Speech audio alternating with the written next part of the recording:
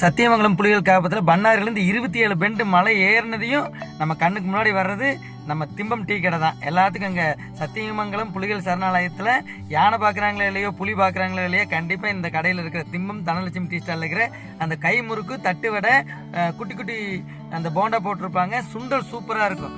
பனி நேரத்தில் மேலே போனாங்கன்னா முதல் வேலை லாரிக்காரங்களாக இருந்தாலும் யாராக இருந்தாலும் முதல் வேலை இதுவாக தான் இருக்கும். அந்த 27 பெண்டு அப்பாடான்னு ஏறி இந்த கடையில் ஒரு டீ குடித்தாதான் அந்த திம்பமலை ஏறின அந்த பரிபூர்ணம் எல்லாத்துக்குள்ளேயும் வரும். பக்கத்தில் 6 மணிக்கு மேலே இங்கே கடை இருக்காது. ஏன்னா 6 மணிக்கு மேலே யானையும் புலியும் சிறுத்தையும் அங்கே சுற்றிட்டு இருக்கிறனால கடை இருக்காது. இந்த கடையை கொஞ்சம் ஆல்ட்ரு பண்ணி சூப்பராக வச்சுருக்காங்க. டீ அப்படியே புகை பறக்க கொடுப்பாங்க பாருங்க, சூப்பராக இருக்கும்.